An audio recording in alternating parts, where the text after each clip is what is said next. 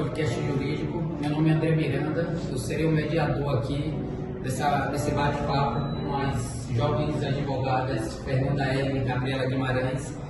E hoje vamos conversar sobre o assunto descaminho e contrabando. Esse assunto foi proposto pelos alunos do quinto semestre de Direito da Faculdade Brasileira do Recôncavo, onde eles vão fazer um trabalho pelo professor Felipe Giraldelli, que é professor de Direito Penal, parte especial 2. Então, eles vão dar algumas dúvidas e a gente vai tentar aqui debater para ver se ajuda os alunos. Boa noite, jovens advogados. Boa noite, André. Boa noite, André. Boa noite, pessoal. Primeiramente, eu queria falar com vocês que eu estudei um pouco do assunto até para não ficar meio fora de órbita com as senhoras. André, para que fique um pouco dinâmico, a gente dividiu, eu e a doutora Fernanda, ela vai falar um pouco sobre o descaminho, e eu vou falar um pouco sobre o crime de contrabando. E eu quero ficar organizado. Fica ótimo assim. Eu estudei um pouco e eu vi que esses crimes, eles até 2014, eles eram tipificados no artigo 334 do Código Penal. E a partir da lei 13.008 de 2014 foi feita uma divisão. Isso confere? Isso mesmo. Hoje em dia, o crime de descaminho está previsto no artigo 334 do Código Penal, que fala sobre como uma pessoa age de maneira fraudulenta, trazendo coisas lícitas sem pagar os impostos devidos, na fronteira.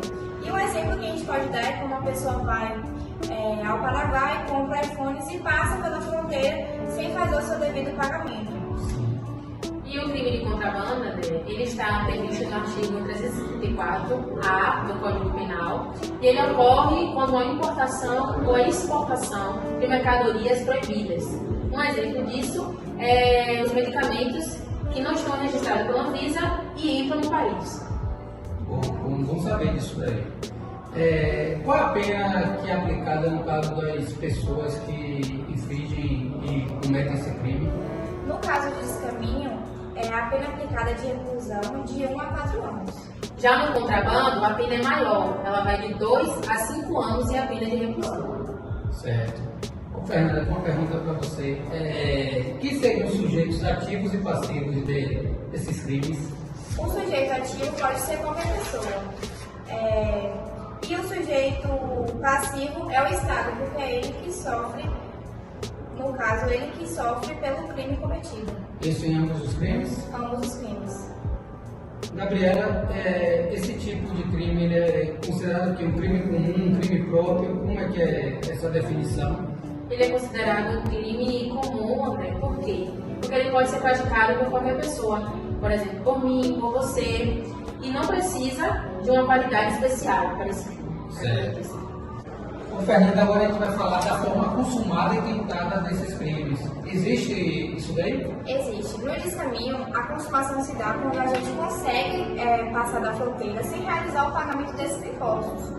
E a tentativa é quando ele tenta realizar, mas ele não consegue ultrapassar essa fronteira. Então, só ocorre a tentativa mesmo. Já no contrabando, a consumação se dá após passar pelo órgão fiscalizador. Ainda que essa mercadoria não chegue ao seu destino, ela já é consumada quando passa no órgão fiscalizador. E a tentativa é quando essa mercadoria não entra no país por motivo ou vontade alheia do agente. Certo. Está bem explicado, sim.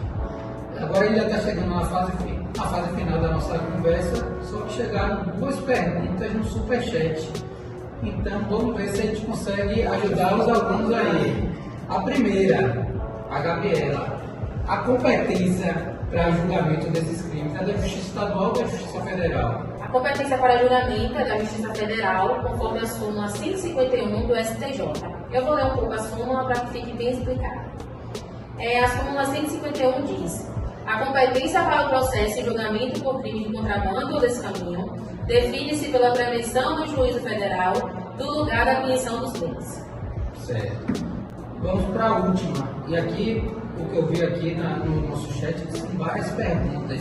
Talvez tenha muita gente que está fazendo contrabando, descaminho. Olha, gente, cuidado. Estão viajando nos Estados Unidos, muito falando sobre celulares. Então vamos primeiro com o Fernando aqui. Cabe o princípio da insignificância nesses crimes? No crime de descaminho, os tribunais superiores, eles aceitam, né, eles admitem o princípio da significância se a mercadoria for de pequeno valor e não for de causas comerciais. Hoje o STF e o STJ afirmaram entendimento que o princípio da insignificância ele vai ser aplicado quando a mercadoria não ultrapassar o valor de R$20 mil. Já no contrabando, né, o Supremo não admite esse princípio dentro desse crime específico. Até porque no contrabando né, são de coisas ilícitas. Certo.